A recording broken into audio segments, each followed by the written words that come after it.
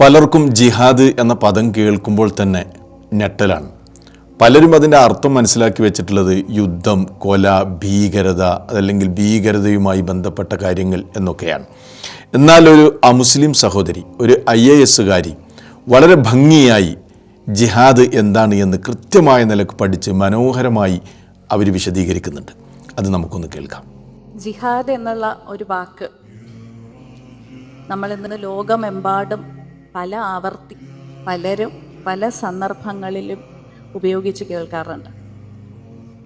ഈ വാക്കിൻ്റെ യഥാർത്ഥ അർത്ഥം എന്താണ്? അറബിക് ഭാഷയിലെ അർത്ഥം എന്താണ്?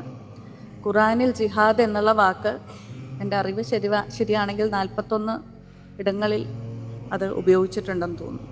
അപ്പോൾ ഖുറാനിൽ ഉപയോഗിച്ചിട്ടുള്ള ജിഹാദ് എന്നുള്ള വാക്കിൻ്റെയും അതിൻ്റെ പല സന്ദർഭങ്ങളും എന്താണ് എന്നൊക്കെയുള്ളത് ഈ ഒരു പുസ്തകം വായിച്ചതിന് ശേഷം അതിലേക്കൊന്ന് കടക്കാനായിട്ടുള്ള ഒരാഗ്രഹം എനിക്കുണ്ടായി.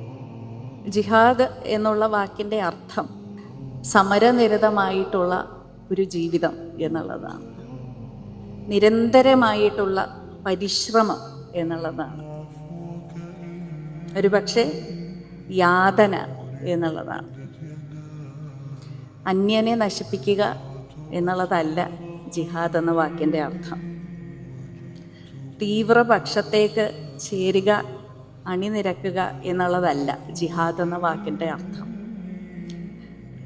ഖുറാനിൽ ആ പദം ഉപയോഗിക്കുന്ന സന്ദർഭം എന്നുള്ളത് നമ്മുടെ മനസ്സുകളോടാണ്, സ്വന്തം ദേഹ ഇച്ഛകളോടാണ് എന്നാണ് പറയുന്നത്. നമ്മുടെ മനസ്സുകളോടാണ്, സ്വന്തം ദേഹ ഇച്ഛകളോടാണ്, നന്മയിൽ നിന്നും നമ്മെ തടയുന്ന ദുരാഗ്രഹങ്ങളോടാണ് ആ സമരം നമ്മൾ ചെയ്യേണ്ടത് എന്നുള്ളതാണ്. നിരന്തരം അനുദിനം നാം നമ്മോട് തന്നെ പൊരുതുന്ന ആ പോരാട്ടത്തിൻ്റെ പേരാണ് ജിഹാദ് എന്നുള്ളത്. വളരെ മനോഹരമായി അവർ പറഞ്ഞു. ഇവർ പറഞ്ഞ ആശയം വളരെ കൃത്യമാണ്.